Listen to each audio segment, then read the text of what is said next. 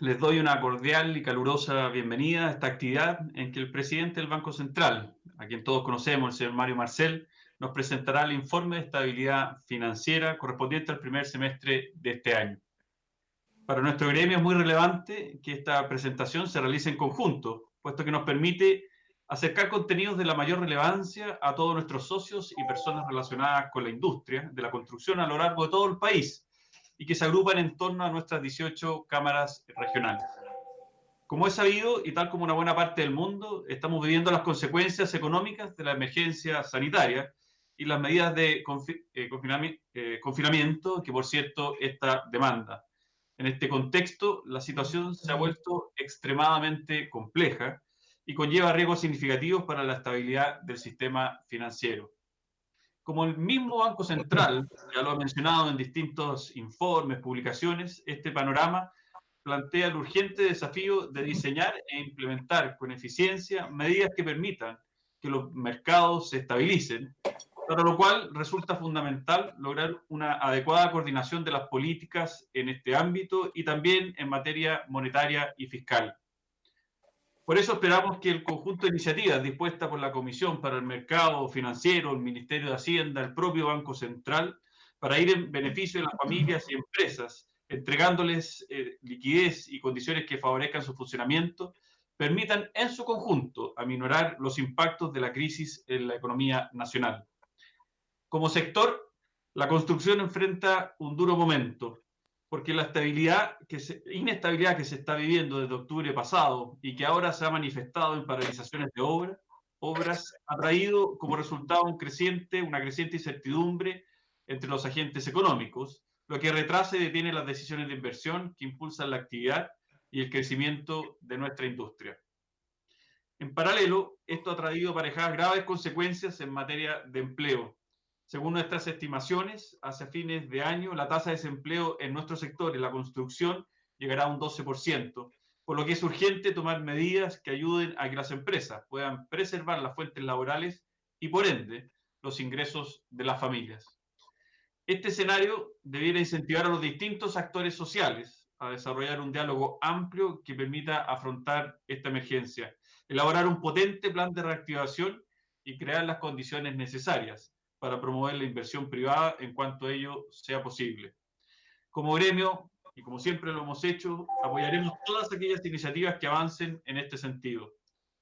Al término de la presentación del presidente del Banco Central, podremos formularle las preguntas que lleguen al número de WhatsApp que está en pantalla o que aparecerá en pantalla.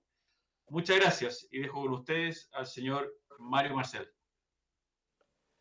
Muy bien, bueno, muchas gracias Patricio, muchas gracias a la Cámara Chilena de Construcción por organizar esta presentación.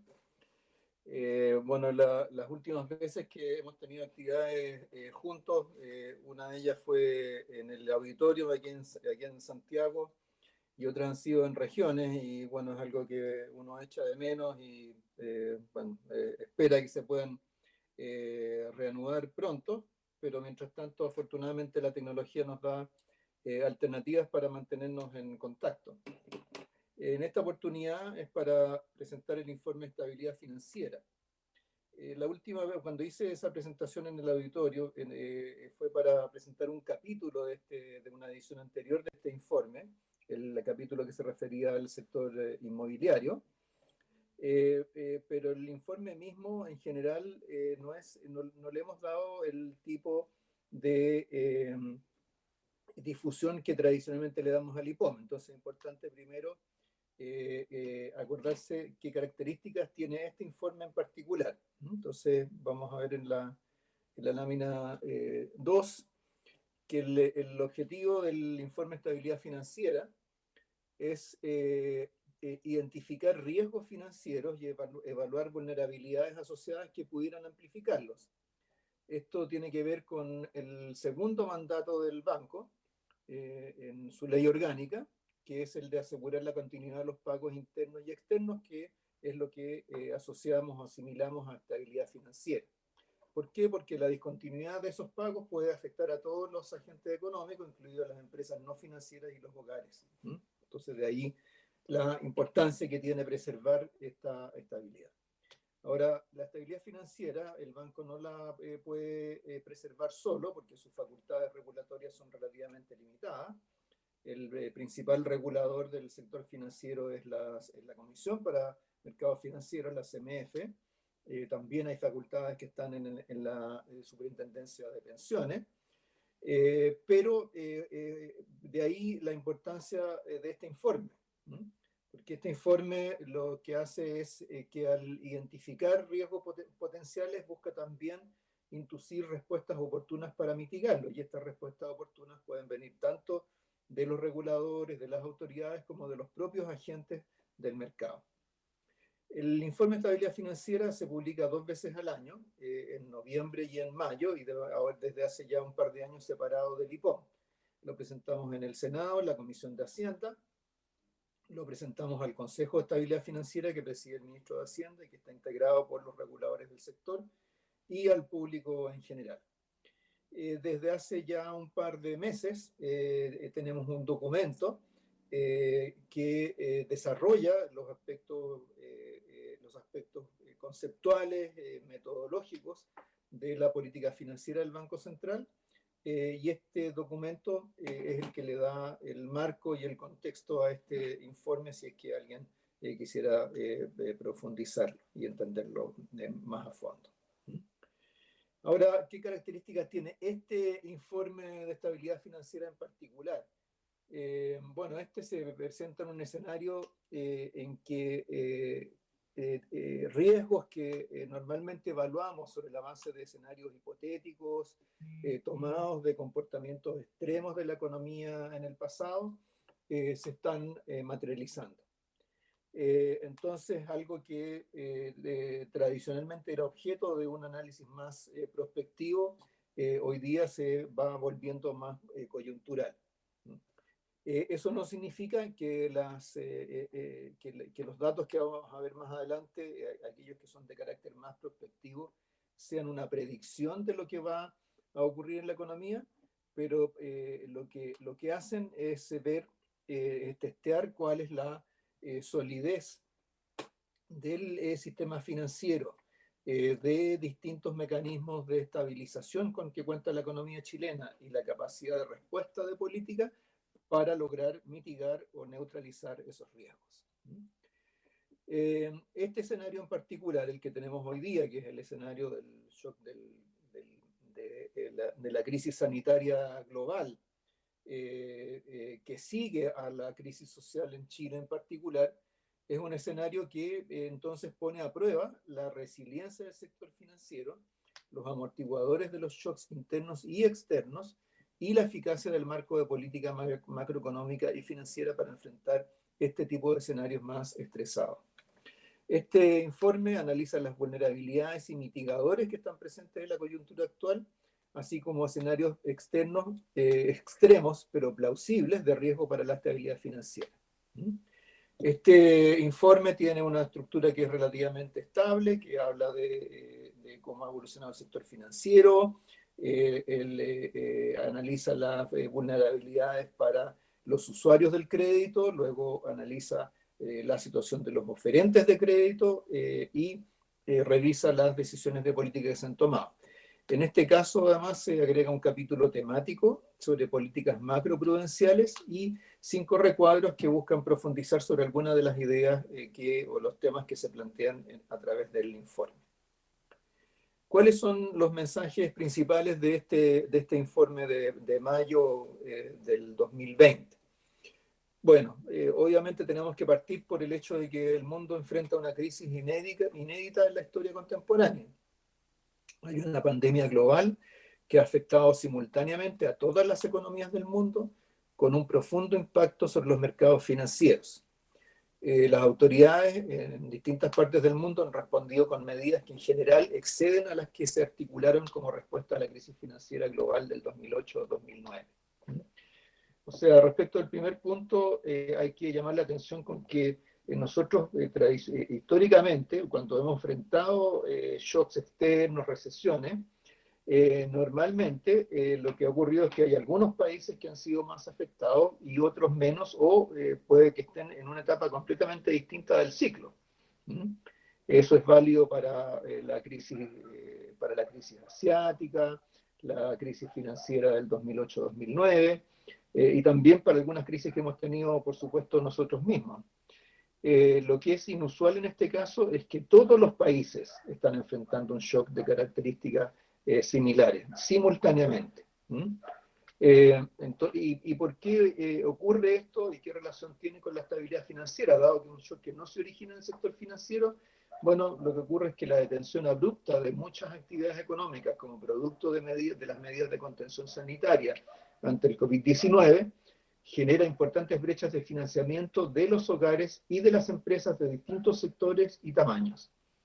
Estas brechas afectan la capacidad de los agentes económicos para cumplir con sus obligaciones financieras, para servir sus deudas, y hacen surgir nuevas necesidades de financiamiento ligadas a las brechas de caja que las empresas y las familias enfrentan, particularmente en el caso de las empresas, porque si bien pueden ajustar algo sus costos, también tienen costos fijos que tienen que ser capaces de financiar. Estas necesidades de financiamiento tienen que ser satisfechas, en primer lugar, para acotar la profundidad de la crisis y sus efectos sobre la solvencia de las empresas, para asegurar la continuidad del empleo y también para ayudar a preservar la estabilidad financiera. Entonces, las medidas que hemos estado aplicando en Chile han estado siguiendo esta orientación.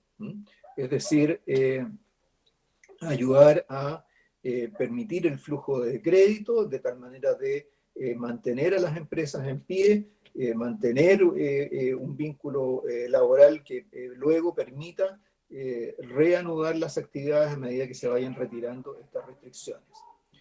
Ahora, los bancos, por supuesto, tienen un rol fundamental en la provisión de crédito, para lo cual las autoridades y los reguladores hemos adoptado medidas orientadas a estimularlo y facilitarlo en particular. Entre estas se encuentran medidas de liquidez, garantías gubernamentales y flexibilización regulatoria. Sin embargo, el crédito bancario no es la única respuesta a este escenario porque no es la única fuente de crédito para las empresas y para las personas. Las políticas y las regulaciones públicas tienen, por lo tanto, que ser capaces de ayudar a movilizar otras fuentes de crédito y llegar a sectores que no han sido atendidos por la banca tradicionalmente o en los últimos años. Descrito esto, tenemos que además que estar conscientes que aunque estamos enfrentando un shock de enorme magnitud, con una caída de la actividad, una recesión en el mundo, con un drástico vuelco del apetito por riesgo en los mercados financieros, el escenario económico aún está expuesto a riesgos a la baja adicionales a lo que ya hemos visto o lo que podemos anticipar en el corto plazo. Estos riesgos a la baja adicionales pueden provenir, por ejemplo, de una prolongación de la emergencia sanitaria, un empeoramiento del escenario externo o de la transformación de problemas de liquidez en problemas de solvencia para los agentes económicos. Estos fenómenos, además, pueden involucrar amenazas adicionales para la estabilidad financiera. Dado que estos riesgos existen, por supuesto no tenemos seguridad sobre su materialización y si lo fuera en qué envergadura, pero nosotros como Banco Central, dado que tenemos que siempre precavernos frente a riesgos mayores, junto con preocuparnos por la implementación de las medidas que hemos impulsado, hemos estado buscando mecanismos para reforzar la posición internacional de Chile y para crear el espacio para implementar nuevas iniciativas en la medida que la economía lo requiera. En otras palabras, lo que nos preocupamos es que no se nos acaben las balas para enfrentar una situación que está aún en desarrollo. Para que las intervenciones de política sean exitosas, sin embargo, es fundamental su coherencia y sostenibilidad. ¿Por qué? Porque hay una distribución de facultades entre distintas autoridades, no hay ninguna que tenga todos los instrumentos en su mano, y por lo tanto esa coherencia requiere un alto grado de colaboración y de diálogo. Y en esto me refiero no solamente a el gobierno, el Banco Central, los reguladores, sino que también al Parlamento, que es el que es ha sido llamado en varias oportunidades a legislar sobre materias directamente relacionadas con esta crisis. Entonces, en la presentación vamos a ver, en primer lugar, cuál es la magnitud de la recesión en el mundo, cuáles son los eventos de riesgo que se están generando y cómo estos impactan en los mercados financieros. Luego, las vulnerabilidades y riesgos de usuarios de crédito en Chile, la respuesta de política en nuestro país, cómo la oferta de crédito ha estado respondiendo y por último, algunos desafíos, oportunidades que se nos abren hacia adelante. En relación a los eventos externos de riesgo, aquí en este cuadro identificamos algunos riesgos importantes que hoy día se observan, es decir, cosas no solamente que ya han ocurrido, sino que cosas que pueden acentuarse o gatillarse en el futuro. ¿Qué vulnerabilidades hacen que podrían amplificar el impacto de la materialización de estos riesgos y qué mitigadores tienden a contener ese impacto, tanto en la economía mundial como en Chile? El primero, por supuesto, es la posibilidad de que el choque económico asociado al COVID-19 sea más profundo y duradero. Las vulnerabilidades que podrían amplificar esto, este escenario de recesión global, simultánea, como decía hace un momento, y el alto apalancamiento inicial de las empresas y algunos gobiernos, tanto en países en economías avanzadas como en economías emergentes. Esos son elementos de vulnerabilidad, o sea, un shock económico en un contexto de alto grado de endeudamiento. Por supuesto, ese alto endeudamiento representa un riesgo o una vulnerabilidad que puede amplificar ese riesgo. Entre los mitigadores está el origen no financiero de la crisis. En general, las crisis financieras son más profundas y más largas que aquellas que no tienen un origen financiero. Esta es una crisis que no tiene un origen financiero.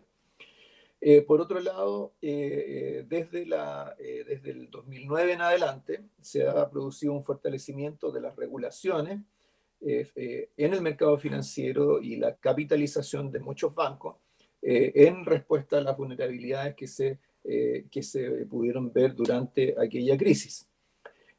Un tercer elemento es la rapidez, magnitud y simultaneidad de la respuesta de política de bancos centrales y gobiernos en las mayores economías. Como vamos a ver dentro de un momento, la respuesta de política ha estado siendo más rápida, más significativa en términos de volumen de recursos comprometidos y bastante simultánea, pese a no existir coordinación formal entre los países.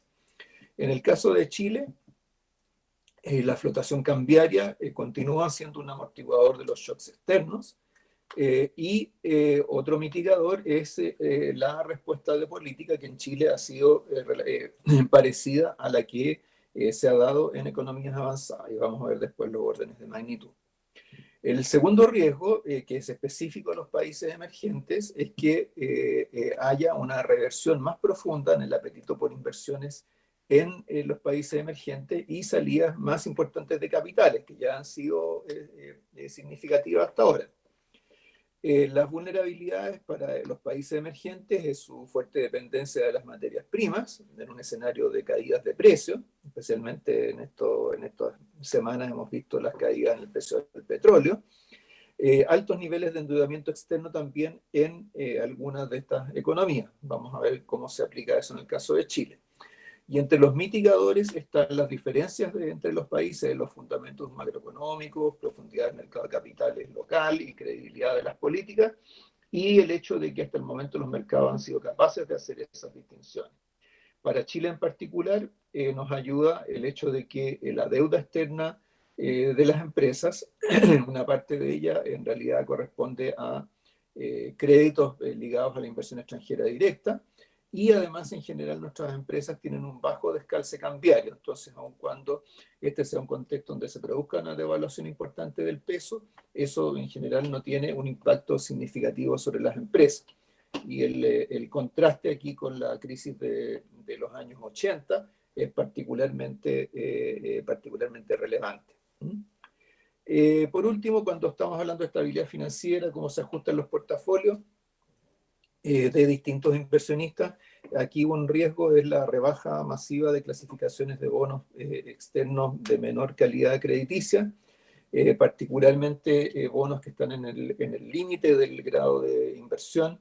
En la medida que bajen su calificación, obligan a los inversionistas a reducir su participación, la participación de este tipo de instrumentos en sus portafolios.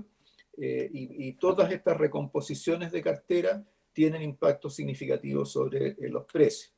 En el caso particular actual, hay una alta exposición a estos bonos por parte de inversionistas institucionales a nivel global, compañías de seguro de vida, grandes fondos de pensiones, y en el nivel local también hay el cambio abrupto de portafolio de inversionistas institucionales, especialmente de los fondos de pensiones y de los fondos mutuos, también es una vulnerabilidad importante, que se ve mitigada por el hecho de que aquí en Chile, por la profundidad que tiene nuestro mercado de capitales local, eso da más espacio para poder producir estos ajustes y para que haya otros agentes de mercado que sean capaces de absorber activos que otros agentes quieren reducir en su portafolio.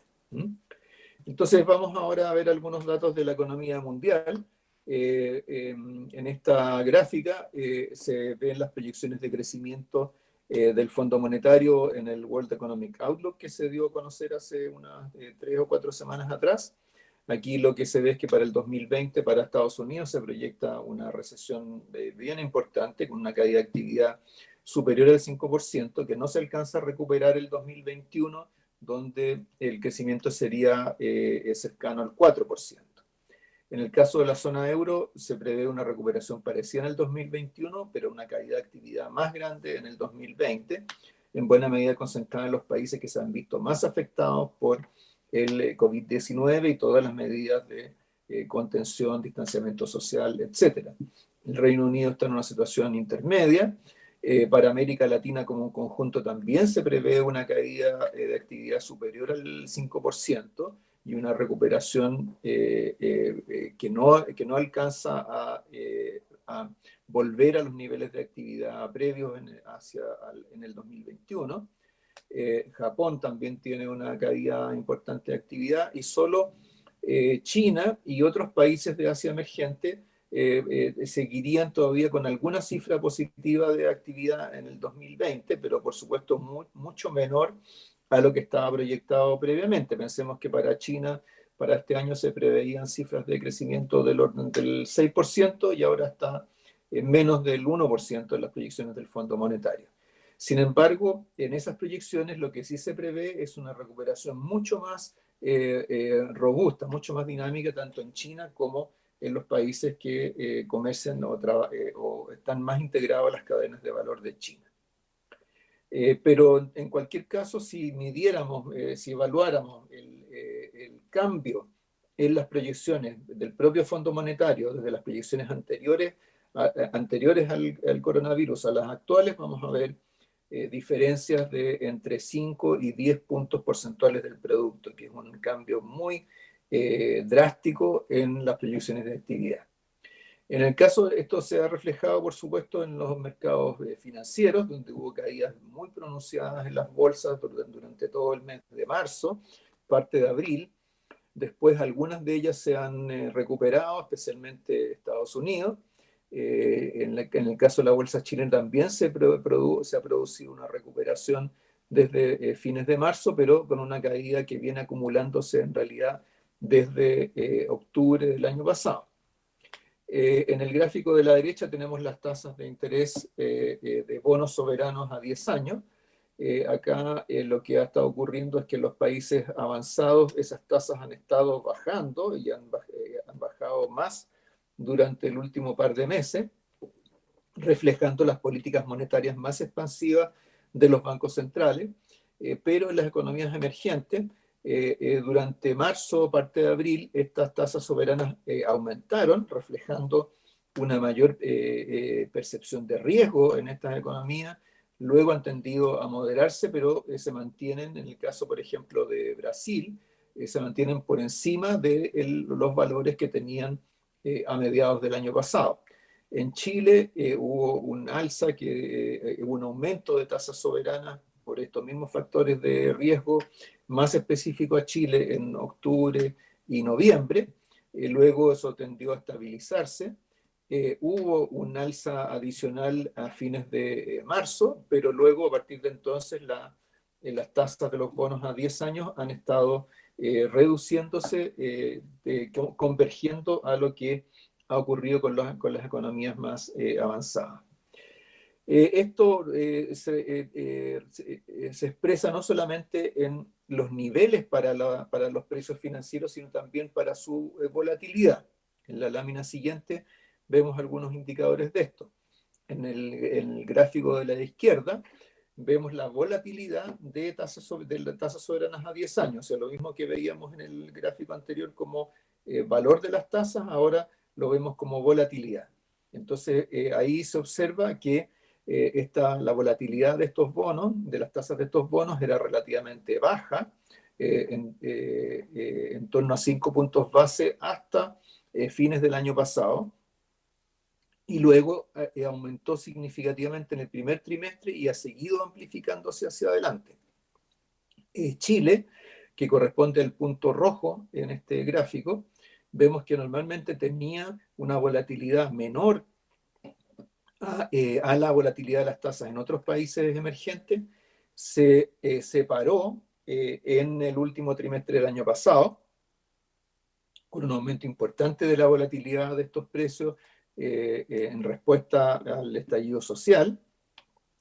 Tendió a mantenerse los primeros meses de este año y después tuvo una baja importante. Y de hecho hoy día la volatilidad de tasas soberanas vuelve a ubicarse en la parte baja del rango de volatilidad para este indicador en países emergentes. En el gráfico de la izquierda tenemos el mismo tipo de análisis, pero para las monedas. Acá esta volatilidad era algo mayor, ha sido tradicionalmente mayor. Chile se ha tendido a ubicar en el rango alto para los países emergentes por el hecho de tener un tipo de cambio flotante, pero se separó significativamente en el último trimestre del año pasado, donde en el contexto de la crisis social se produjo una enorme volatilidad del tipo de cambio. Tuvimos días en que en un lapso de una hora el dólar subía a 20 pesos. Eso motivó la intervención del Banco Central en noviembre, que se extendió durante diciembre y los primeros días de enero. Después esa intervención se suspendió en la medida que los movimientos del tipo de cambio empezaron a reflejar factores que no son directamente controlables por nosotros, como son los movimientos de la economía global.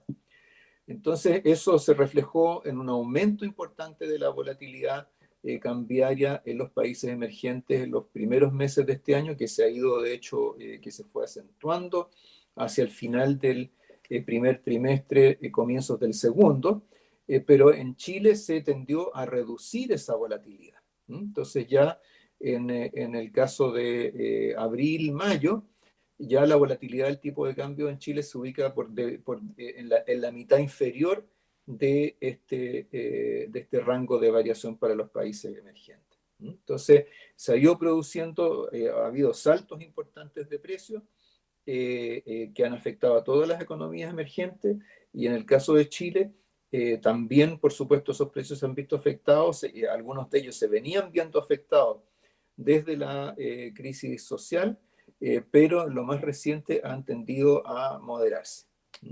Ahora, ¿cómo han ocurrido estos cambios de precios financieros? Bueno, ha ocurrido porque ha habido cambios en la composición de los portafolios de los inversionistas. Entonces, en esta lámina, en el lado derecho, tenemos, por ejemplo, podemos ver cómo ha cambiado cómo ha cambiado la composición de los fondos mutuos, con una caída importante en los fondos mutuos tipo 3 y tipo 6, que son los que tienen mayor componente de renta variable y activos menos líquidos, mientras que los fondos mutuos tipo 1, que son los que incluyen activos más líquidos, han aumentado significativamente. O sea, los inversionistas han cambiado sus inversiones desde los fondos mutuos con mayor riesgo y mayor retorno en el largo plazo a los de menor riesgo y mayor liquidez. Entonces, eso significa, ¿cierto?, que se venden o se botan una serie de activos, se buscan otros que son los que corresponden a los fondos mutuos tipo 1, y todo eso afecta los precios de estos activos. Y en el gráfico de la derecha, entonces vemos, por ejemplo, cómo se han comportado los spreads de bonos bancarios y corporativos. Este spread es el que se mide en relación a los bonos, a las tasas soberanas. Entonces vemos que ambos tuvieron un incremento que partió el año pasado, que tuvo su peak hacia fines de marzo de este año y que después han tendido a moderarse un poco, pero esa moderación ha sido mucho mayor para los bonos bancarios que para los bonos corporativos, que se han quedado en un rango, en un nivel de spread bastante alto sobre los 300 puntos base. Ahora, estos movimientos de precios, además, se han exacerbado ante cambios masivos de afiliados de los fondos de pensiones. O sea, recién hacíamos un análisis sobre el comportamiento de los fondos mutuos, donde uno puede ver con bastante nitidez cómo se ha ido reflejando el cambio de las percepciones de riesgo a partir del estallido social en adelante. Pero en el caso de los fondos de pensiones, en realidad los movimientos que se han producido no tienen que ver con decisiones, tanto con decisiones de los administradores de los fondos, con los administradores de las inversiones de los fondos, sino con los movimientos de los afiliados en el sistema multifondo. Esos movimientos de los afiliados en general han seguido las recomendaciones de asesores previsionales. Ha habido una intensificación de estas recomendaciones en los últimos meses, o sea, por ejemplo, desde octubre del año pasado hasta ahora, no tengo la cuenta exacta, pero con seguridad llevamos más de 10 recomendaciones distintas en un plazo de 6 meses. Entonces, esto ha involucrado flujos de inversión de los fondos de pensiones en una dirección y en otra a lo largo de todo este periodo, ¿no? Y eso se ve en los espacios que están en un recuadro o en un cuadrito, ¿cierto?, en la parte derecha de esta gráfica, ¿no? Primero lo que se alcanzó, lo que se podía observar en el IEF anterior, y luego lo que ha ocurrido con posterioridad a esa fecha. Entonces, aquí lo que vemos es que, es cierto, van produciéndose movimientos en una dirección, en otra, a medida que va pasando el tiempo, ¿no? Entonces, así como, por ejemplo, al comienzo de ese recuadro, lo que vendría a ser noviembre, diciembre del año pasado, hubo una reducción de la inversión en bonos estatales. Esta volvió a aumentar después, por ahí por febrero, marzo de este año. Y los movimientos inversos han ocurrido con depósitos a plazo fijo, en renta variable local ha habido momentos de aumento, de disminución, ¿no? Entonces, esto, cuando uno mira las cifras de movimientos de capitales, tiene que tener claro que esta es una componente bien importante de esos movimientos. Entonces, no todo lo que uno observa lo puede interpretar como decisiones de inversionistas extranjeros, ¿cierto? Inversionistas extranjeros que entran o salen del mercado local, sino que tenemos que acordarnos que hay inversionistas locales, en este caso los fondos de pensiones, que tienen un peso bien importante en los movimientos de capitales, dado que pueden tener sus inversiones fuera de Chile o dentro del país, y que el peso relativo de ellas cambia entre distintos fondos en el esquema multifondo, y por lo tanto está sujeto a movimientos, a decisiones de cambio de los propios afiliados. Ahora, como esas son decisiones que siguen unas recomendaciones, en su gran mayoría tampoco podemos necesariamente asimilarlo a un análisis detallado de riesgo individual de cada uno de los afiliados que van tomando esas decisiones. Entonces, decía hace un momento que mostraba cómo se están moviendo los precios financieros y cómo algunos han tendido a normalizarse y otros se han quedado, más bien les ha costado ajustarse posteriormente. Entonces, en este gráfico Vemos, por ejemplo, que podemos hacer una comparación entre las tasas de interés soberanas locales y los bonos corporativos y los spread en el mercado monetario dólar. Entonces, en el gráfico de la izquierda vemos que, por ejemplo, las tasas de interés soberanas de bonos más cortos, como es el caso del bono en UF a 5 años, han tenido una caída muy significativa desde durante buena parte del año pasado y lo que ha continuado este año. En este momento esa tasa real es negativa. No ha sido tan grande la caída para los bonos a 10 y a 20 años, que cayeron más o menos hasta mediados del año pasado, pero después tuvieron un incremento como producto del estallido social, volvieron a subir al comienzo de esta crisis, ahora se están normalizando. Pero en el gráfico del medio vemos que en el caso de los bonos corporativos, mientras en general todos los bonos corporativos han aumentado su spread, ese aumento de spread ha sido mucho mayor para los bonos más riesgosos triple B o A. Y en el caso del mercado monetario en dólares, que responde por el lado de la demanda a la preferencia por invertir en activos de dólar o en mantener dólares como liquidez, vemos que ese spread también ha venido aumentando desde el último trimestre del año pasado y se ha mantenido alto hasta el día de hoy. Ahora, como la tasa base, la tasa LIBOR ha estado bajando de manera significativa, entonces la tasa misma para obtener liquidez en dólares no es tan alta, pero en realidad incluye un spread que es todavía bastante significativo y que en muchos periodos ha superado los 100 puntos base. Entonces, cerrando, los mensajes que podemos extraer de todo esto es que el escenario externo continúa deteriorándose, afectando a economías emergentes vulnerables y a precios de activos de mayor riesgo relativo. Sin embargo, se ha mantenido la diferenciación entre países de acuerdo a su nivel de vulnerabilidad. El escenario local ha mostrado cambios relevantes en precios, pero en línea con otras economías, manteniendo sus fortalezas relativas. Vemos una demanda importante por activos más líquidos y además esto se combina con los movimientos masivos y frecuentes de afiliados de AFP que exacerban los impactos en precios de activos en un escenario de alta volatilidad. En esta circunstancia, los riesgos externos están ligados a la profundización del shock económico asociado al COVID-19 y también representa un riesgo en la posibilidad de que se pierda la diferenciación entre las economías y entre activos de acuerdo a sus fundamentos económicos. En el plano local, un riesgo importante es el de una liquidación desordenada de activos por parte de grandes inversionistas institucionales como fondos mutuos y fondos de pensión. Entonces pasemos ahora al análisis de vulnerabilidades y riesgos de los usuarios de crédito.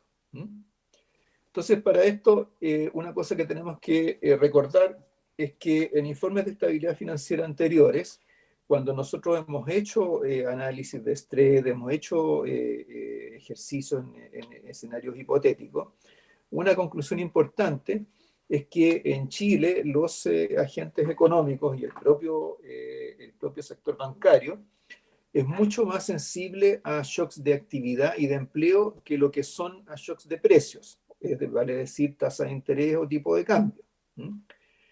¿Por qué eso es así? Bueno, porque en primer lugar, por un tema que mencionamos al comienzo, que en Chile existe una baja exposición a riesgo cambiario. De partida, las personas no se endeudan en dólares, el gobierno es superavitario en dólares, las empresas están calzadas por el lado de los activos o han contratado coberturas cambiarias. Y en el caso de las tasas de interés, tampoco tienen un impacto tan inmediato porque hay mucha deuda que se emite a tasa fija, por ejemplo, el crédito hipotecario. Entonces, para que cambios en las tasas de interés afecten a las personas, estas tienen que ser muy persistentes. En cambio, los shocks de actividad son mucho más inmediatos, así como los de empleo. Entonces, y hoy día justamente estamos en un escenario del primer grupo, o sea, un shock a la actividad y al empleo. Y eso empieza a reflejarse en indicadores de actividad. En este cuadro, bueno, aquí una ventaja de hacer esto por videoconferencia es que se pueden ver los números más chicos. Vemos entonces los últimos datos de cuentas nacionales trimestrales que para el primer trimestre de este año dio un crecimiento de 0,4%. Ese 0,4%, por supuesto, es resultado de combinar un crecimiento mayor en los 2 primeros meses del año, que de hecho venía acelerando en febrero, con una caída importante en marzo. Entonces, eso sigue a la caída que tuvo el PIB, por supuesto, en el cuarto trimestre del año pasado. Ahora, luego cuando miramos para abajo, podemos ver cuáles son los sectores más afectados o los que estaban siendo más afectados en el primer trimestre y los que no. Entonces, entre los más afectados está lo que uno podría esperar, servicios personales, que incluye, por ejemplo, la educación, servicios de transporte, ahora bastante afectado por la suspensión de viajes aéreos, etcétera, y el comercio, los restaurantes y hoteles.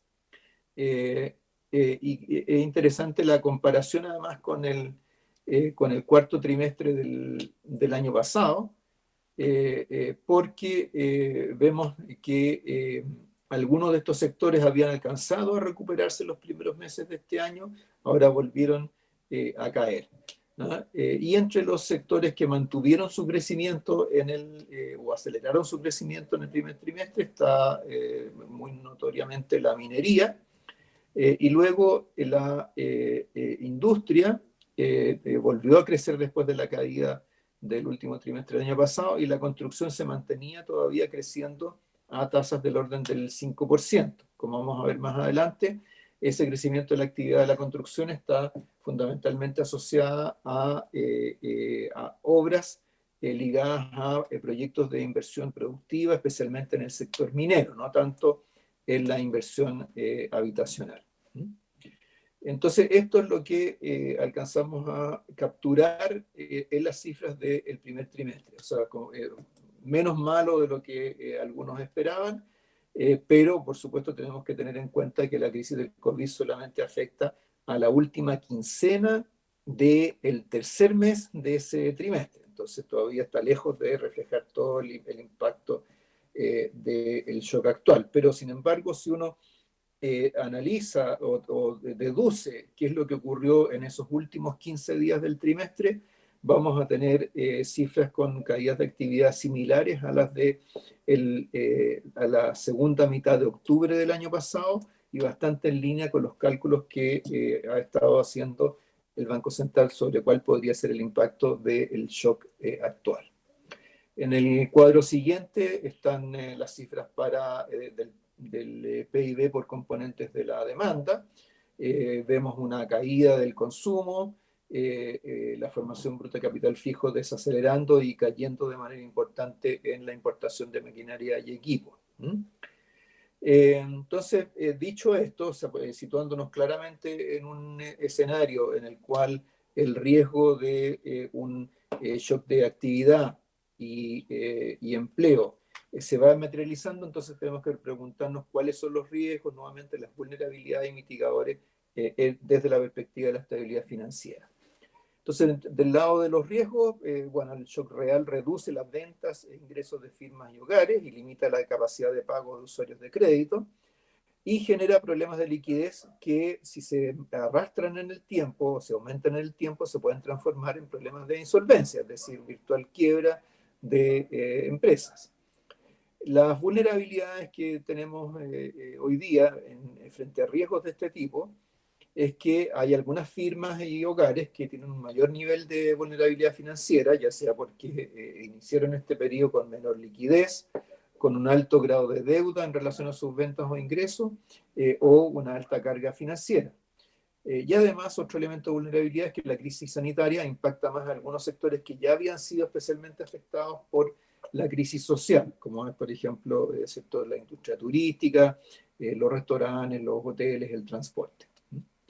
¿Qué mitigadores tenemos frente a esto? Bueno, la acumulación de liquidez por motivos de precaución en algunas empresas. Algunas empresas también tenían acceso a líneas de crédito bancaria al comienzo de este último episodio, y eso, por supuesto, les ayuda a enfrentar esa situación. Posiblemente esta liquidez, o sea, con seguridad esta liquidez o la contratación de líneas de crédito se buscaron pensando en un recrudecimiento de la crisis social. Ese recrudecimiento no ocurrió, pero sí vino el COVID, y cualquier liquidez que se haya acumulado en ese periodo, por supuesto, es muy bienvenida, ayuda mucho en este escenario. A ello se agregan las medidas de política pública, por supuesto, que reducen las presiones inmediatas de gasto o que complementan ingresos, como por ejemplo la postergación del pago de impuestos, la postergación del pago de cuentas de servicios, la ley de protección del empleo y las transferencias monetarias a los hogares, en un caso reduciendo el costo de la planilla para las empresas, en ambos complementando los ingresos o compensando en parte los ingresos del trabajo que pierden los trabajadores ocupados.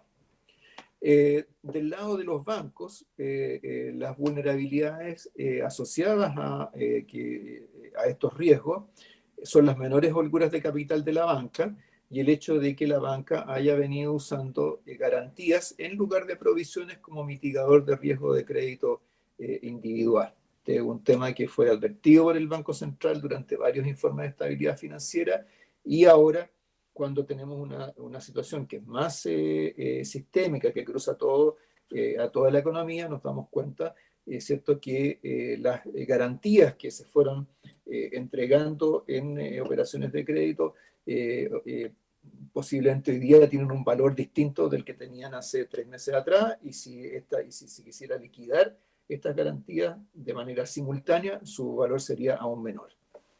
Los mitigadores que tenemos son el reforzamiento de las garantías que otorga el Estado para aumentar la liquidez de las firmas a través del FOGAPE y las modificaciones y ampliaciones que ha tenido. Las facilidades de liquidez que ha creado el Banco Central, especialmente la FCIC, la facilidad de crédito condicionado al incremento de las colocaciones, que lo que hace es que vincula el crédito que otorga el Banco Central con la capacidad de los bancos para prestar esos fondos a las empresas y personas que lo necesitan. Además, había una flexibilización de normas tanto del Banco Central como de la CMF, en un caso para limitar el requerimiento de calce de liquidez, en otro caso para mejorar o facilitar la adaptación de los bancos a la situación actual sin tener que recurrir a nuevas provisiones, por ejemplo, en una operación de reprogramación. Un elemento de vulnerabilidad tiene que ver con el nivel de endeudamiento de los hogares y de las empresas. En el caso de los hogares, la deuda agregada alcanzó un 52% del producto a comienzos del 2020. Como se ve en el gráfico, este es el producto de un crecimiento bastante paulatino a través del tiempo, donde el principal driver de este crecimiento ha sido el crédito hipotecario. Como hemos comentado en otras oportunidades, especialmente cuando hicimos la presentación allá en la Cámara, este nivel de deuda hipotecaria no es algo inusual o que esté desalineado para un país del nivel de desarrollo de Chile. En el caso de la deuda no hipotecaria, particularmente los créditos de consumo, sí hemos tendido a estar un poco fuera de los márgenes habituales o que uno puede estadísticamente correlacionar con el ingreso per cápita, pero como decía, este crédito no hipotecario ha crecido menos y lo más reciente no solo se desaceleró, sino que empezó a caer. Eso no se ve tan claro acá, pero sí lo vamos a ver en otro gráfico más adelante. En particular, en marzo, el crédito de consumo en la encuesta de crédito bancario que aplica el Banco Central se detectó una contracción tanto de la demanda como de la oferta de crédito a los hogares. Es decir, aun cuando vayan surgiendo nuevas necesidades de parte de los hogares, porque se pierden ingresos, porque se pierde el empleo, por otro lado, en su conjunto, los hogares prefieren no endeudarse en un contexto como el actual y más bien contener sus decisiones de consumo.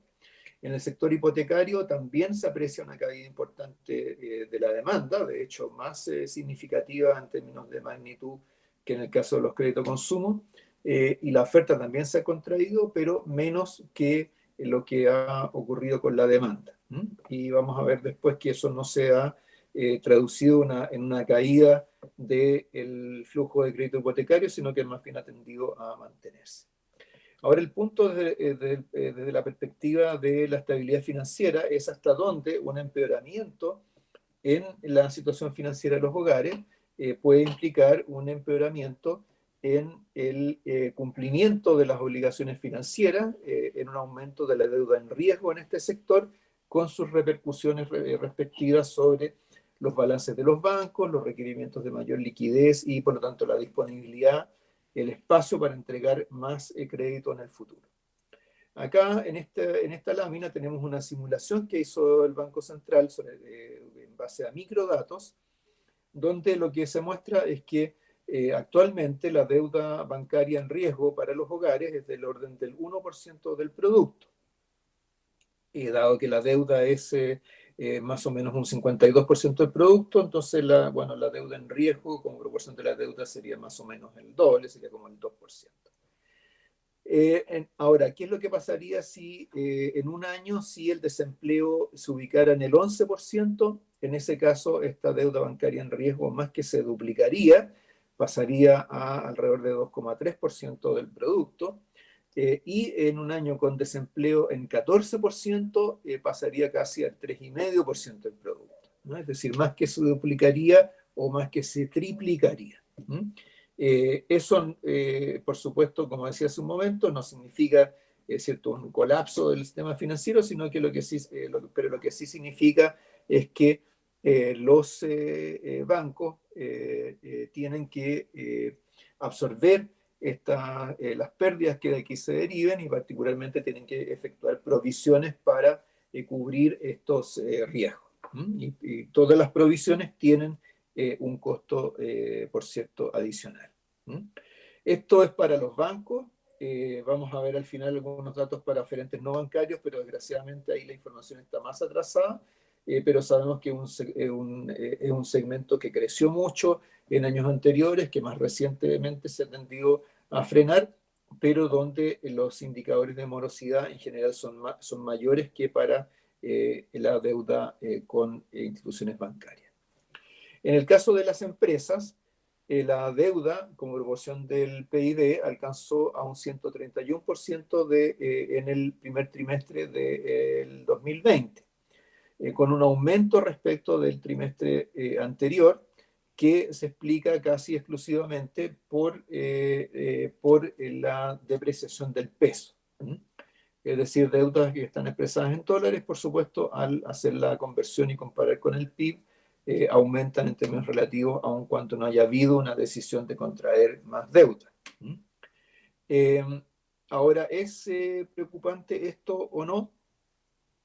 Bueno, esto tenemos que entrar en el detalle de cómo está compuesta esta deuda para tener esa apreciación, pero lo que podemos decir, porque lo hemos venido señalando ya hace varios años, es que en Chile hay una parte muy importante de la deuda externa o deuda en moneda extranjera que corresponde a deuda de filiales de compañías multinacionales con sus propias casas matrices. Es decir, es una modalidad, es una forma de financiar las inversiones, no es a través de capital, sino que es a través de préstamos de las casas matrices, pero en definitiva es un tipo de deuda que no tiene riesgos financieros o cambiarios, que no implica riesgos financieros o cambiarios.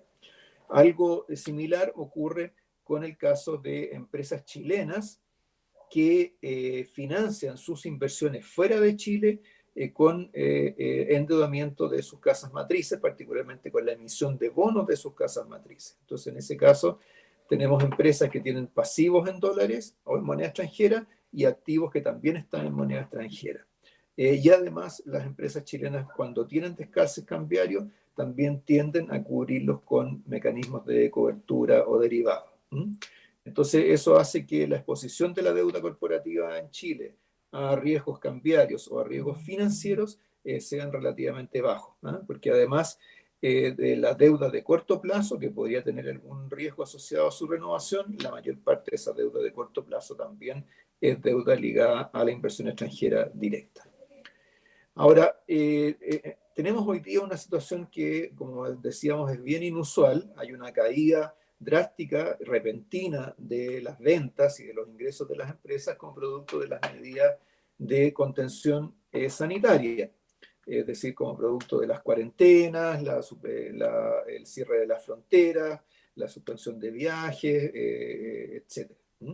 Entonces, lo que uno tiene que preguntarse acá es, bueno, ¿cuánto tiempo pueden funcionar las empresas con la caja que tienen acumulada? ¿No? Es decir, durante cuánto tiempo con su propia caja pueden financiar el déficit de caja que se genera por el hecho de ver disminuidos sus ingresos y no poder reducir en la misma proporción sus gastos. Acá tenemos en esta lámina tenemos un ejercicio que hicimos en el Banco Central. Tenemos que adelantar la lámina subsiguiente.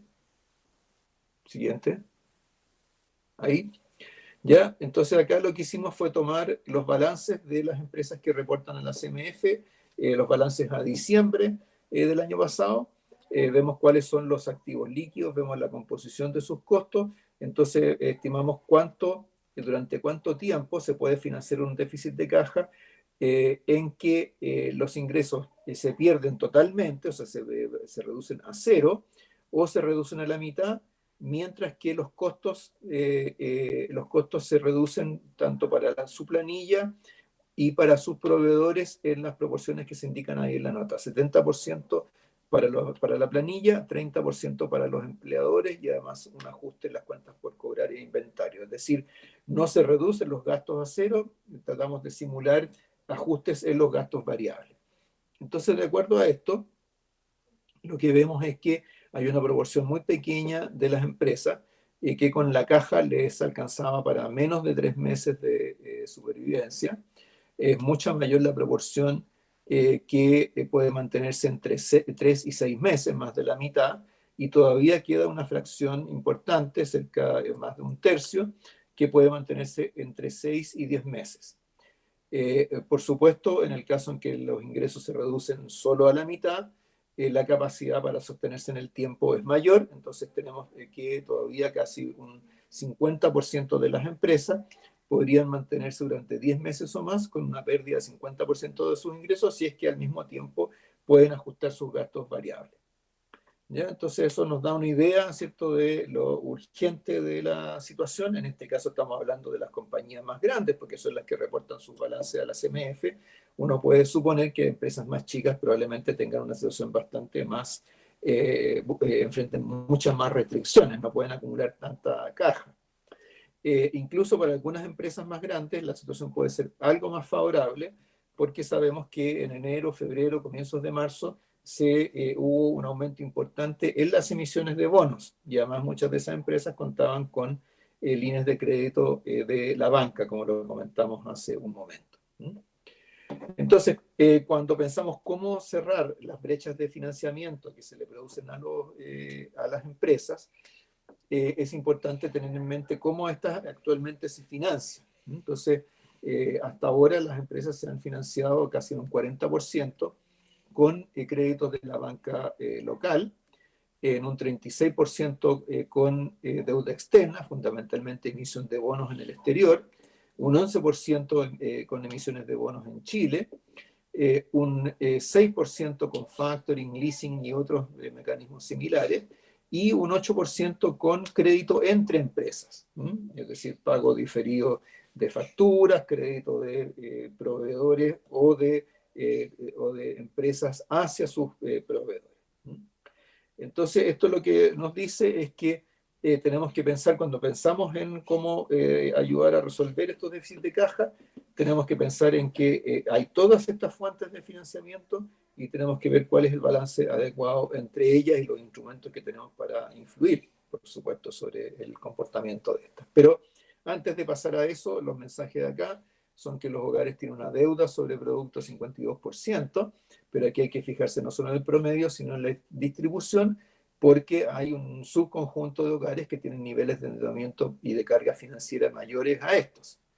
Las medidas que se han implementado, particularmente la ley de protección del empleo, los subsidios monetarios, la postergación del pago de cuentas de servicios, buscan contribuir a mitigar el alza en el riesgo de crédito.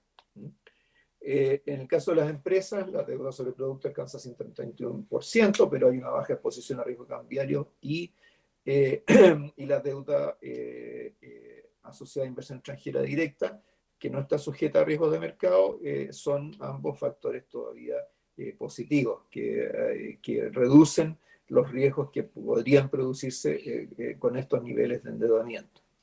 La situación de crisis involucra una reducción significativa del flujo de caja que se mitiga solo parcialmente por medidas que reducen los gastos variables.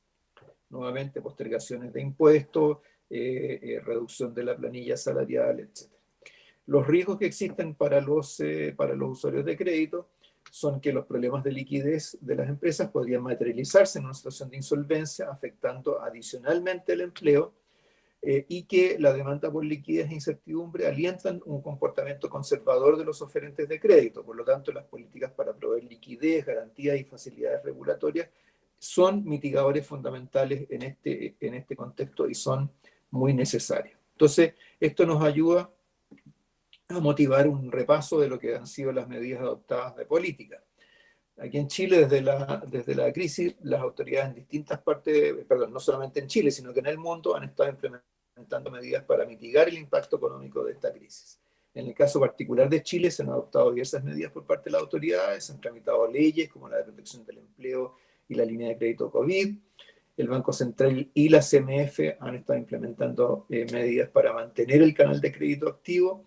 En las principales economías del mundo, la magnitud de las medidas que se han estado implementando es mayor que las que se tomaron en el 2009, y en Chile las medidas fiscales de estímulo al crédito y de apoyo a los mercados también superan en tamaño relativo y absoluto, por supuesto, las que se tomaron en el 2009.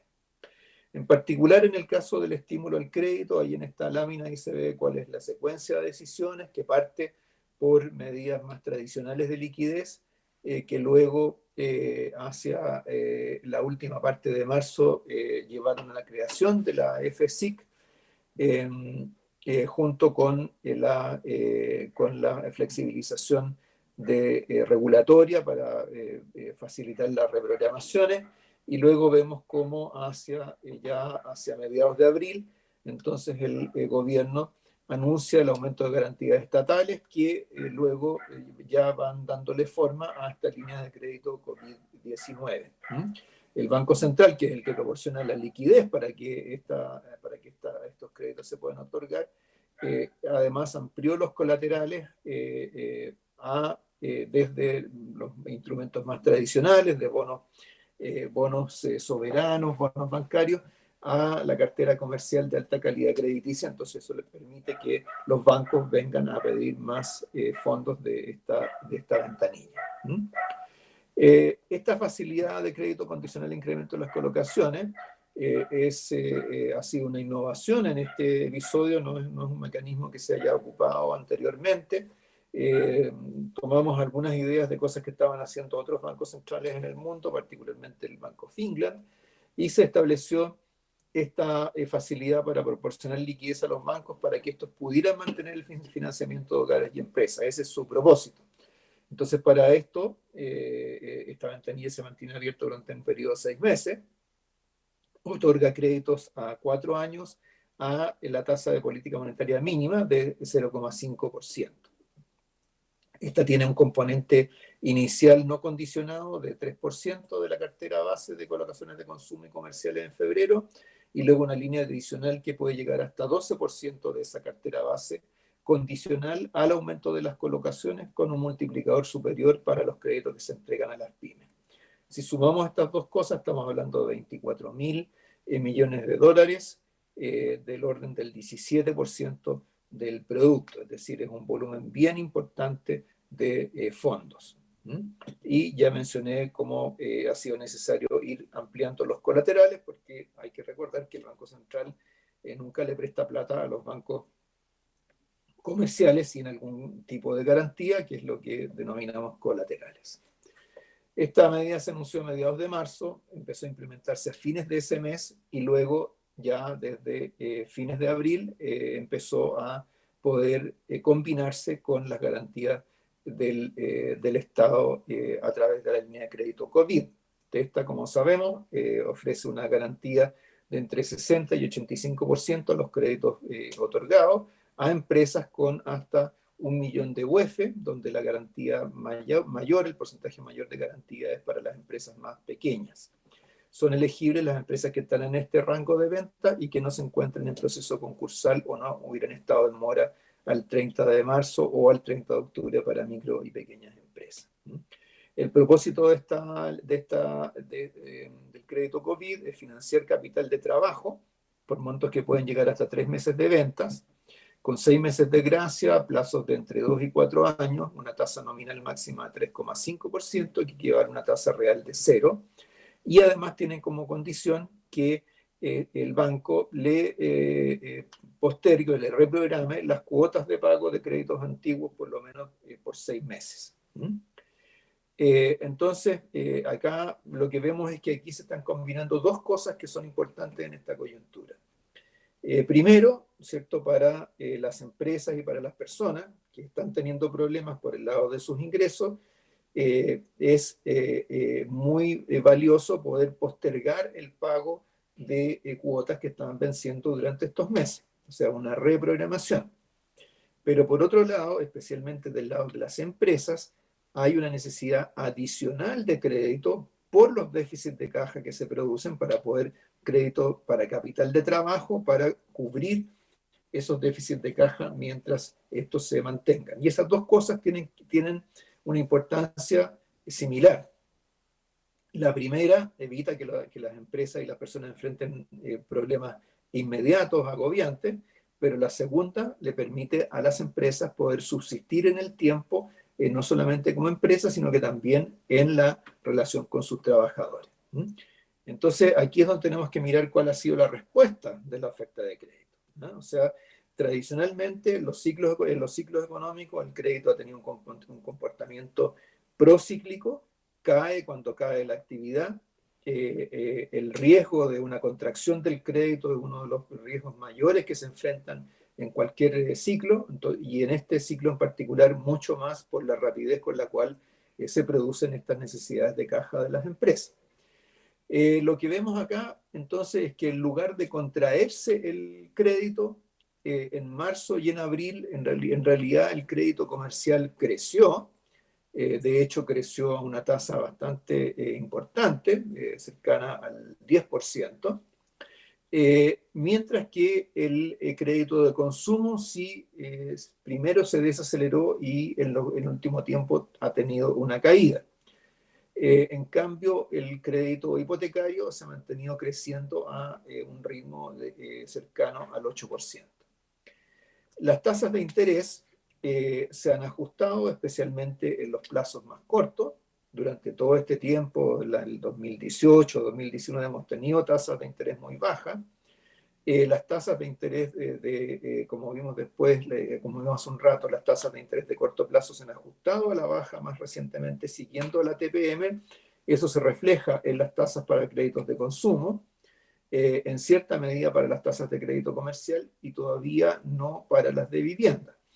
¿Por qué no para las tasas hipotecarias? Bueno, porque estas tienden a seguir las tasas de interés de más largo plazo, que como vimos al comienzo de la presentación, tuvieron un crecimiento durante la crisis social y luego en el comienzo de la crisis de COVID. Ahora, con eso y todo, las tasas de crédito hipotecario todavía no superan las de un año atrás, todavía están más o menos en el mismo nivel, y dado que más recientemente han estado bajando las tasas de bonos largos, también eso debería irle poniendo un límite a el aumento de las tasas hipotecarias. Entonces, eso respecto a los comportamientos agregados del crédito y del costo del crédito. Ahora, específicamente sobre reprogramaciones, lo que vemos es que después de los ajustes regulatorios que hizo la CMF, se ha producido cerca de 1 millón de operaciones de reprogramación. Una parte importante de esta corresponde a créditos hipotecarios. Prácticamente más de un 20% del crédito hipotecario ha sido sujeto de reprogramación, representando un 30% del volumen de crédito hipotecario. En el caso del crédito comercial, estamos hablando de cifras de entre 15 en términos de número de crédito y de un 21% en términos de volumen de crédito. En el total, entonces, alrededor de una cuarta parte del volumen de crédito ha sido objeto de reprogramación. Y esto no ha terminado todavía, estas son cifras al 8 de mayo, y posteriormente a esa fecha, no solamente es posible que se hayan cursado más, que se hayan aprobado más reprogramaciones, sino que además ha surgido el incentivo adicional del crédito COVID que establece la condición de reprogramar cuotas de crédito que están venciendo en el corto plazo para poder entregar nuevos créditos. Y respecto de esos nuevos créditos COVID, la información que entregó antes de ayer la CMF es que hacia fines de la semana pasada se habían cursado alrededor de 30.000 operaciones. Esto puede parecer una cifra pequeña en relación al total al potencial al que se puede llegar con la línea de crédito COVID, que la propia CMF estima en alrededor de 510.000 deudores o 510.000 créditos, pero tenemos que considerar de que estos son solo los primeros días de operación de funcionamiento del crédito COVID. Y se señala que habría alrededor de 50.000 operaciones más en preparación. Entonces, esto es un buen comienzo, especialmente porque, como se ve en este mismo cuadro, hay una parte importante del número de operaciones y también del financiamiento otorgado que se concentra en empresas pequeñas y medianas. Entonces, ese es un tema bien relevante porque, como veíamos hace un rato, es posible que las empresas más grandes tuvieran caja para poder subsistir en el tiempo, hayan obtenido algo más durante los primeros meses de este año, pero eso es algo mucho más difícil para las empresas más pequeñas. Entonces, para ellas necesitan especialmente flujo de crédito adicional que aquí por lo menos vemos que ha comenzado a moverse de manera importante. Por supuesto, tenemos que ver si esta es una tendencia que va a continuar en las próximas semanas, si vamos a poder ir cerrando esa brecha importante de financiamiento que es clave en esta coyuntura. Y finalmente, en el caso de los oferentes de crédito no bancario, aquí tenemos el gráfico que muestra el crecimiento que este tuvo hasta mediados del 2018, luego una desaceleración posterior, pero permanece un número importante de hogares y de empresas que obtienen financiamiento de este sector. Entonces acá medidas como la que se anunció hace un par de días por el presidente de otorgar garantías para que, por ejemplo, compañías de factoring pudieran tener acceso a las garantías del Estado, son medidas bien importantes para los segmentos que atienden este tipo de oferentes de crédito. El IEF incluye unos test de estrés para los bancos. Voy a simplemente resumir, ni siquiera voy a describir estos gráficos, sino que lo voy a resumir diciendo lo siguiente. Estamos en un escenario ya estresado. O sea, las cifras de actividad son propias de un escenario estresado. Entonces, ese es un escenario donde hay una mayor demanda que pone más en tensión o que presiona más el capital de los bancos, excepto porque los bancos tienen límites regulatorios para la relación entre sus activos, es decir, sus operaciones de crédito y su capital. Entonces, es importante, ¿cierto?, que en este tipo de escenario es importante saber cuánta presión o cuántas limitaciones se van enfrentando por el lado de capital del capital, porque eso incide sobre la estabilidad de los propios bancos y sobre el comportamiento del crédito, ¿no? O sea, un banco que ve empeorar su cartera, que tiene que aumentar sus provisiones, que reduce sus utilidades, es un banco que va a tener menor capacidad para prestar. Y mientras mayor sea la presión, por supuesto no va a preferir poner en riesgo su solvencia, sino que va a reducir su flujo, su volumen de crédito.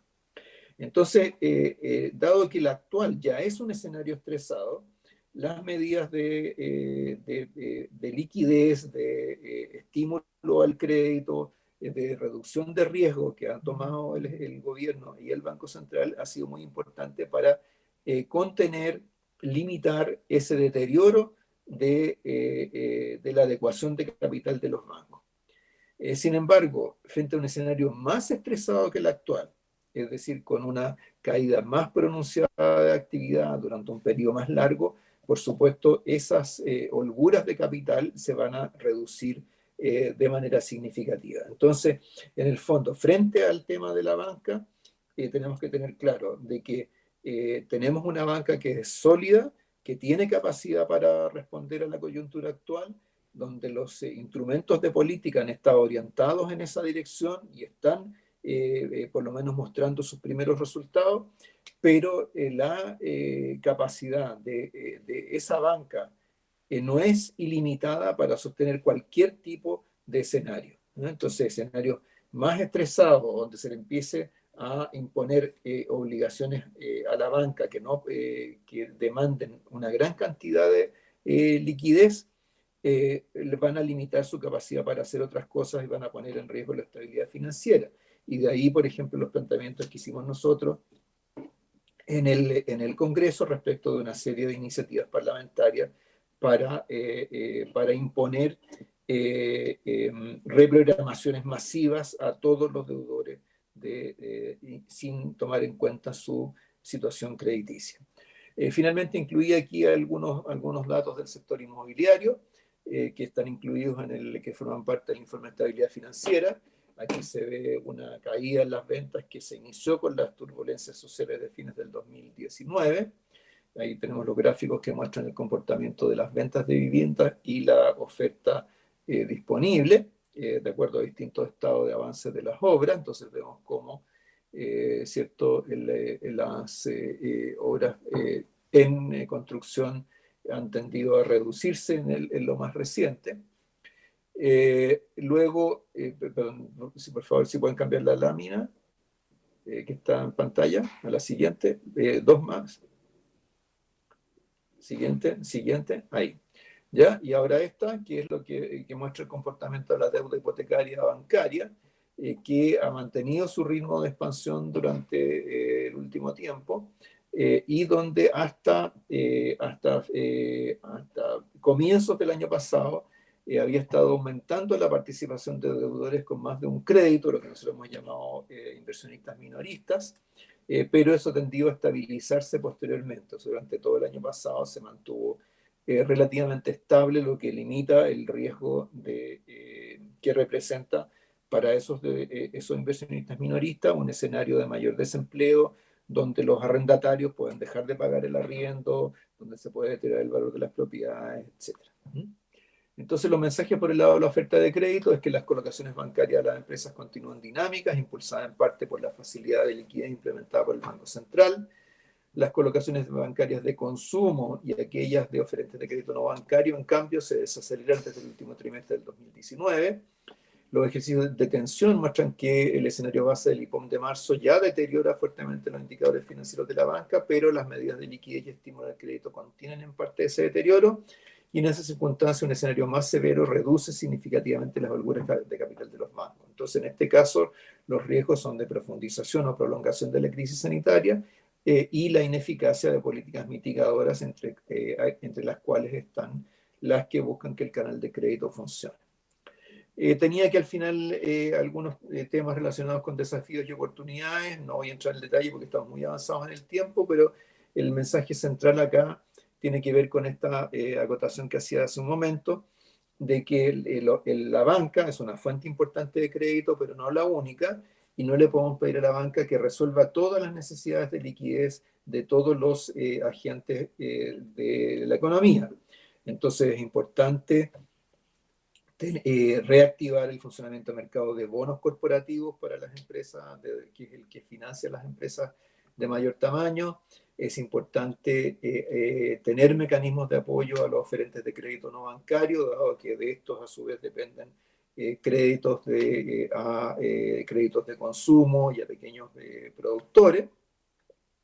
Mecanismos específicos como el factoring, y también tenemos que tener forma de poder llegar a los sectores no bancarizados. En estos días ya se han ido dando varios pasos en esa dirección, entonces creo que también estamos avanzando en ir cerrando algunas de estas brechas, ¿no? Y esto es importante para no sobrecargar el crédito bancario. Y en el caso del Banco Central, una medida que se tomó, una decisión que se tomó fue solicitar esta línea de crédito flexible al Fondo Monetario Internacional, que está reservada para países con fundamentos macroeconómicos sólidos, por lo cual no tiene condicionalidad, y es una línea de crédito que simplemente tiene un objetivo precautorio. Uno la contrata para que esté disponible en caso de que lo necesite. Y nosotros hemos solicitado esta línea por un volumen de 10 veces nuestra cuota en el Fondo Monetario Internacional, que equivale a 23.800 millones de dólares, lo que a su vez corresponde más o menos a un 60% de nuestras reservas. Es decir, esto es como si estuviéramos aumentando en 60% nuestras reservas internacionales, que están ahí para situaciones situaciones extremas en la balanza de pagos, donde por alguna razón la disponibilidad de liquidez externa se reduzca significativamente y sea necesario financiar las importaciones, tener dólares para servir la deuda, etc. Entonces, esto significa para nosotros, por un lado, la ratificación de la solidez de nuestra economía, porque eso es lo que nos permite acceder a esta línea, y por otro lado nos da espaldas mucho más sólidas para enfrentar escenarios más estresados que el que tenemos hoy día. Y al tener esas espaldas más sólidas, entonces eso nos da espacio a nosotros como Banco Central para seguir actuando proactivamente, para reducir riesgos para la estabilidad financiera, apoyar el flujo de crédito y limitar la contracción de la actividad. Entonces lo dejo hasta acá.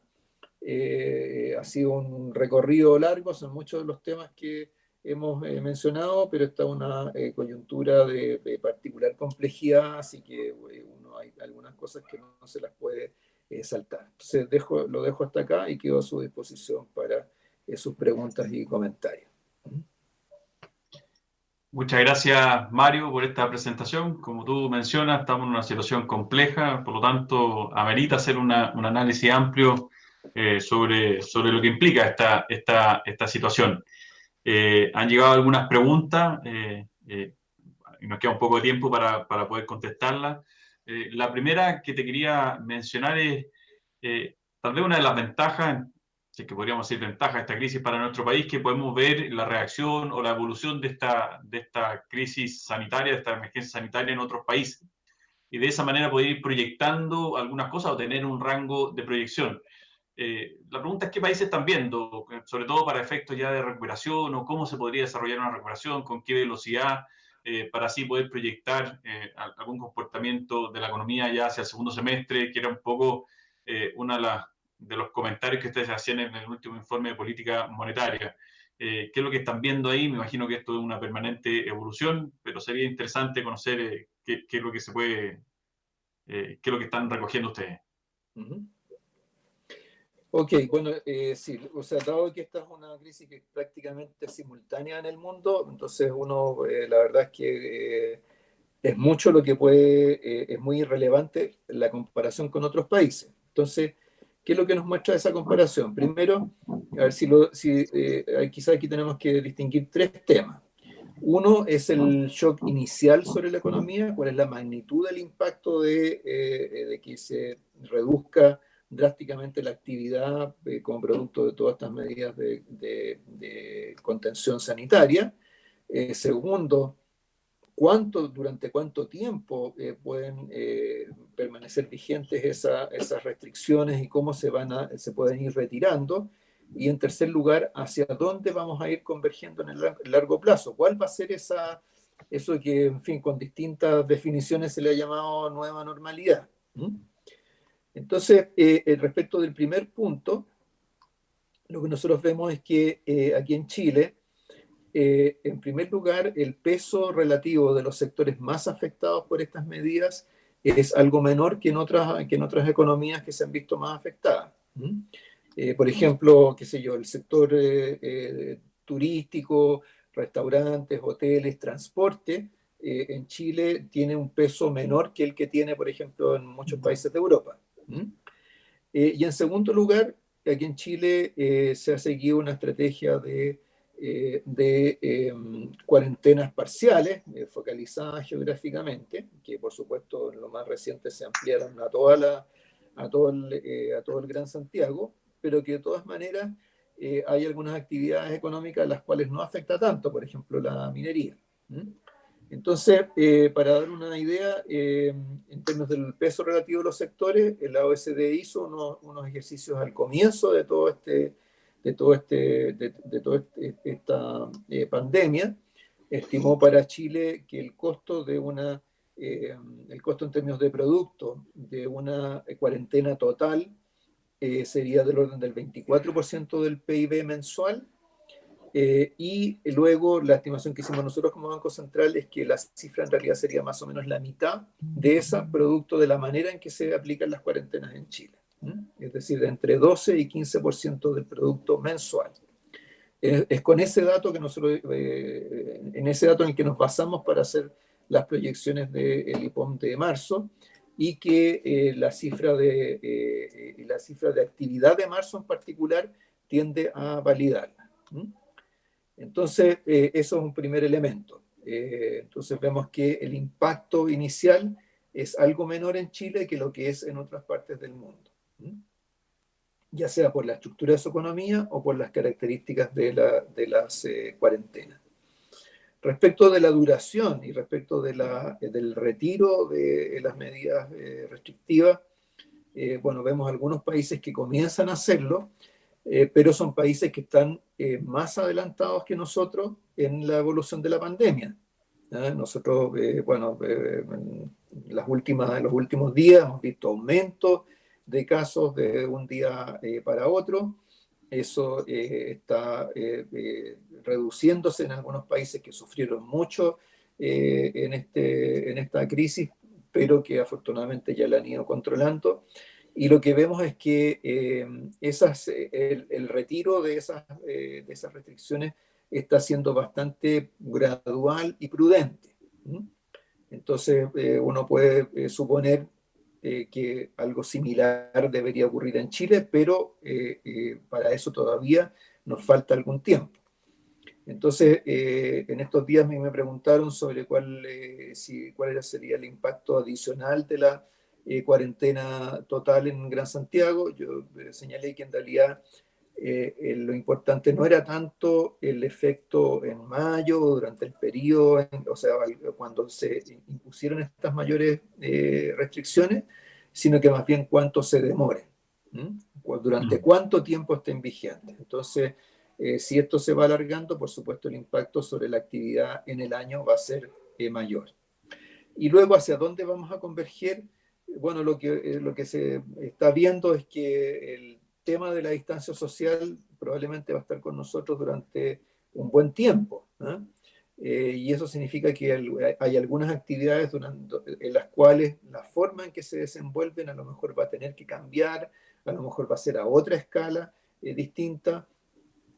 Eso dio origen a este tema que planteó el Economist hace un par de números atrás sobre esto de la economía del 90%, es decir, dando a entender que la recuperación no va a ser al 100% de lo que había Eso es algo que todavía tenemos que ver, no es la pregunta más imperiosa que hay hoy día, pero sí lo que nos indica es que durante el periodo de recuperación a lo mejor va a ser necesario también algún tipo de política que vaya apoyando apoyando la reconversión, los ajustes en la forma de desarrollar ciertas actividades. Eso va a demandar algún tipo de recursos fiscales, y eso es lo que ha estado advirtiendo el ministro de Hacienda cuando dice que no se puede gastar todo lo que tiene ahora porque sabe que pueden venir otras necesidades más adelante. Entonces yo diría eso, esas son algunas cosas que surgen de la comparación con otros países. Perfecto. Bueno, y sin duda, este es un ejercicio, me imagino, permanente, sobre todo dada esta situación. Te quiero hacer un par de preguntas bien, tal vez más específicas que no han llegado. Primero dice, ¿qué cree que está pasando en Estados Unidos? Que la bolsa haya seguido subiendo en ese país. Y también otra más interna respecto a un sector, el área pesca, que pregunta qué explica la caída más fuerte en el primer trimestre. Según lo que se observa, la información fue una caída del 10,6, siendo que es un sector que tal vez, comparado con otros como restaurantes, hoteles, que tuvo una caída mucho menor. Transporte también lo menciona. No sé si hay algún motivo, alguna base de comparación que pudo haber ocasionado ese resultado. Muy bien. Bueno, partiendo por lo último, bueno, el sector pesca aquí en Chile, con el correr del tiempo, está cada vez más asociado a la industria salmonera, ¿no? Entonces, este es un sector que en general se ve bien, es mucho más volátil en términos de actividad por la evolución de las cuotas de pesca, las vedas, etcétera, y también por las condiciones logísticas de la industria salmonera en el sur. Como sabemos, hubo algunos problemas en ese sentido, tanto a fines del año pasado como ahora en marzo. Entonces, ese es el tipo de factores que inciden sobre esta actividad y que es uno de los componentes más volátiles del producto, ¿eh? En cuanto al tema de lo que ocurre en Estados Unidos, a ver, en Estados Unidos, en primer lugar, la caída de actividad y el aumento del desempleo ha superado largamente cualquier expectativa, ¿no? Eh, y ha sido muy rápida, y quizás porque en los medios tienden a estar más concentrados en el tipo de cosas el tipo de discusiones que abre el presidente de Estados Unidos, etcétera. Uno no tiene una visión muy completa de lo que está pasando en la práctica en términos de actividad, de distancia social, pero cuando uno sigue algunos indicadores, por ejemplo, los indicadores de movilidad de Google, lo que ve es que el ajuste o sea, el efecto de la distancia social ha sido bien grande en Estados Unidos, ¿no? Por otro lado, es una economía más formal, entonces las caídas de actividad se trasladan muy rápidamente a la tasa de desocupación abierta. Ahora, eso uno le diría, bueno, eso significa una economía más afectada de lo que se pensaba por la pandemia. Entonces, ¿por qué la bolsa ha estado creciendo recientemente? Bueno, ahí hay que tener claro primero que la bolsa antes de crecer recientemente tuvo una caída muy grande a partir de marzo, ¿eh? Tuvo una caída histórica en jornadas que rompieron varios récords. Ahora, por otro lado, lo que pareciera estar ocurriendo en Estados Unidos es que hay una gran esperanza o apuesta por el desarrollo de las respuestas farmacológicas a este virus, ¿no? Particularmente la idea de una vacuna. Está la visión de que, bueno, empieza a acercarse la temporada del verano, mejora el clima, supuestamente, porque esto tampoco está muy respaldado, hasta donde yo entiendo, con evidencia. Se cree que eso debería reducir la velocidad o la intensidad del contagio, y si hacia el final del verano ya hay una vacuna en desarrollo, entonces a lo mejor eso podría evitar una recaída en el próximo invierno del hemisferio norte. Ahora eso tiene muchos supuestos de por medio, involucra apuestas a ciertas cosas que podrían ocurrir, que son una posibilidad, ¿no? Entonces, bueno, yo creo que podemos tener volatilidad adicional en la bolsa, podemos tener correcciones de precios si es que algunos de estos elementos no se dan. Y por lo tanto, en fin, la bolsa es una... entonces los precios de la bolsa son muy difíciles de predecir, funcionan supuestamente con anticipación o tratan de anticiparse a los eventos y bueno, al tratar de anticiparse puede apuntarle o no apuntarle al desarrollo efectivo de esos eventos en el futuro. Entonces, yo diría que es un tema en desarrollo que uno debería tener en observación, pero no debería, en general, no debería usar a la bolsa en Estados Unidos como un predictor de lo que puede ocurrir con esta crisis y la pandemia que le da origen. Una última pregunta, Mario, que ya estamos medio pasados del tiempo y voy a agrupar aquí unas cuantas que tienen relación con los fondos de pensiones. Tú mismo me mencionaste que cómo había aumentado el flujo, la frecuencia de movimiento de estos fondos, siguiendo recomendaciones de algunos asesores previsionales, y que eso hemos visto también que no con muy buenos resultados muchos de esas sugerencias. A eso se mezclan también proyectos de ley que se han estado ingresando respecto a la analización de los fondos, el retiro, jubilación anticipada, etc. ¿Cuál es tu comentario al respecto? También una mirada más o menos global de esto y qué implicancia pueden tener el desarrollo de todos estos temas en la economía. Claro. Bueno, a ver, primero que nada, el sistema previsional, digamos, lo que se supone que tiene que hacer es financiar las pensiones a través del ahorro que se va acumulando a través de los años. Entonces, los fondos de pensión, el sistema previsional es algo que uno siempre tiene que mirar en una perspectiva de largo plazo. En la forma particular que toma en Chile, que es con un componente, con un pilar importante contributivo, basado en cuentas de ahorro individual, entonces lo más relevante es la consistencia de los aportes de los afiliados y la rentabilidad que los fondos van teniendo hacia el largo plazo. Dentro de esa lógica, en el 2002 se introduce el sistema de multifondo, cuyo espíritu es que el afiliado sea capaz de buscar un fondo o elegir un fondo que tiene un perfil de riesgo y de rentabilidad que se adapta a su situación personal, a sus preferencias y por lo tanto, por ejemplo, no sé, gente más joven que está dispuesta a correr más riesgo puede mantener su fondo en uno que tenga más retorno, aunque eso sea a cambio de un mayor riesgo. Y lo opuesto para un afiliado que está cerca de la edad de jubilación.